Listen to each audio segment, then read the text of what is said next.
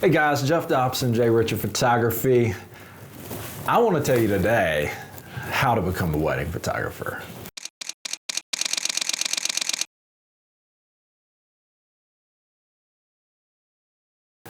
There is, in my opinion, nothing more cool, more incredible to do with a camera than to photograph weddings. It is amazing. Every wedding I get the pleasure of being at is, it's just amazing. It's just to be so involved in the most important day of someone's lives is just, man, it's so cool to get to do.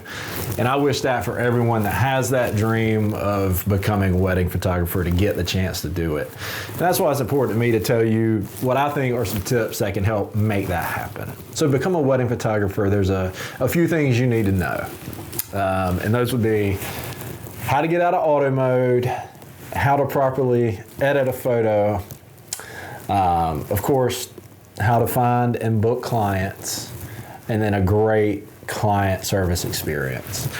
You know, those are the things you need to know how to do to become a wedding photographer. Number one is getting out of auto. And the only way to get out of auto mode on your camera is practice. About practice, man. We're talking about practice. You have to study, you have to practice. Luckily, in the world we live in, there's YouTube videos everywhere on, you know, how to properly expose a photo, kind of the rules of composition, you know, all the things that go into creating depth of field and just all the technical terms that go from taking you from shooting in auto to at least aperture priority, maybe is the next step. The world famous Joe Buesink shoots in P mode, program mode, and then hopefully eventually getting you to manual mode where you're in full control of everything and can fully control what you're doing on your camera. I don't think we can go to weddings with little flashes popping up on top of our camera in auto mode. I think we have to be beyond that. And again, that does come from practice. I started out, once I got my first DSLR, it was this camera, the Canon T3i, the Canon Rebel T3i. What a fun little camera. Loved it. Shot my first few weddings on it, and it did a tremendous job. But you know, learning how to get into manual mode is key.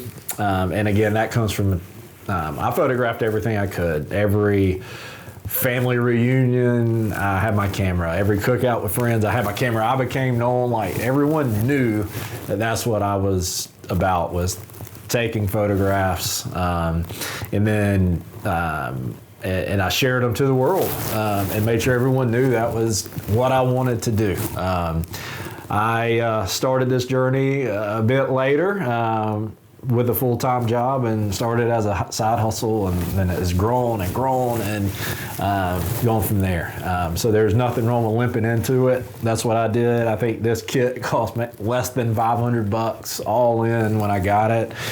Then from there, I think a thing that you can do to really take your photography, your photographs to the next level is to get a lens that has some sort of low F number on it, f2.8, f1.8, something like that. I think the Nifty 50, which I think basically every line of lens maker, I know Canon, Nikon make these, they're 50mm f1.8. For less than $100, you can have that cool blurry background with bokeh and start creating photographs that have that for less than $100. You put that on the T3i, of course it goes from a 50mm on the crop to a, I don't know, call it 75mm, something like that. I'm not a math whiz, but anyway, those can take you to the next level. Then you have to learn some post-processing. Yes, there are some free services out there that you can download to edit photos, but I think to get to the level to where we can photograph weddings, you want to get really good at like Lightroom and Photoshop. Get really good at Lightroom and then add Photoshop in later to make other adjustments you need to do, but you need to know how to get through Lightroom. And with that, you definitely need to know how to handle managing massive amounts of photographs at one time. Especially starting out, you will overshoot. We're going to be, no matter how much you've practiced, how comfortable you feel, you will spray and pray sometimes. You're just going to be just, shooting everything as quick as you possibly can. And so, from there, again, you got to put your work out there in the world, let people know what you're all about. I recommend going on Facebook, joining every wedding photography type group you can join. Get out there, let people know that you're available, offer to assist wedding photographers in your area.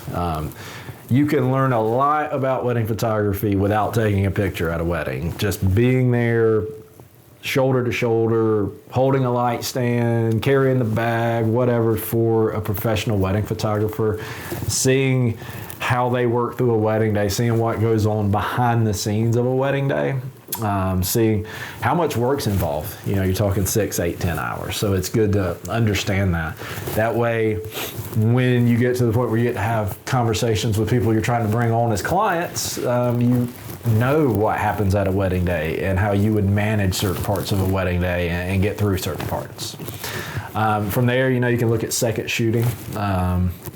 Make yourself available to photographers to second shoot. Let them know, that that's what you're looking to do. Offer to do it very cheaply or free, and then make sure the photographer that you're looking to second shoot with is cool with you taking some of the pictures and using them in your own portfolio. And then, outside of that, talk to, again, reaching out to your circle, your friends, your family, ask your friends that are dating, engaged, or married already, say, hey, could I take you to lunch, do a photo shoot with you? Start putting out work like that in the world. If you've got friends that were just recently married, ask them, say, hey, would you mind getting dressed up one more time? Would you put the dress on one more time, do your makeup, and let me do a shoot, with the two of you? I'm sure they would love to do that. From there, it goes into getting a website put out there on the world. There's a ton of options for that, but build you a website where people can find you, a place where you can showcase all your work. Of course, your social media is going to be very vital in this day and age, but it takes you to that next level to have it on a website, a place where people can come and see your work and learn about you. And then from there comes a client service experience. We've all done jobs where we have taken care of the public, waited tables or been in retail sales or some sort of customer service. Use that in your photography business. The old saying, under promise, over deliver. That's what you want to do. Become great friends with the people that you're photographing their weddings. That's one thing I recommend is, you want to be like a family member at the wedding. But that's the kind of service level you want to provide, being there for them, helping them, giving them your expertise. So yeah, if you go through those things, getting out of auto mode, get you a slightly upgraded lens so you can have that professional look to your photographs, learn the post-processing, practice. Practice. We're talking about practice. We ain't talking about the game. We're talking about practice, man. Make sure everybody knows exactly what your goal is and what you're looking to do. And then from there, find ways to connect with photographers in your area, especially wedding photographers, and show them that you're willing to assist or second shoot with them. And then from there, lean on your friends and family as a way to help build your portfolio as well. So those are my tips. That's what worked for me starting out, and I think would work for you as well. I hope you have found this very helpful. If you have, please give it a thumbs up and subscribe so you can see more videos just like this in the future. Again, I'm Jeff Dobson with J. Richard Photography, and I'll see you in the next one.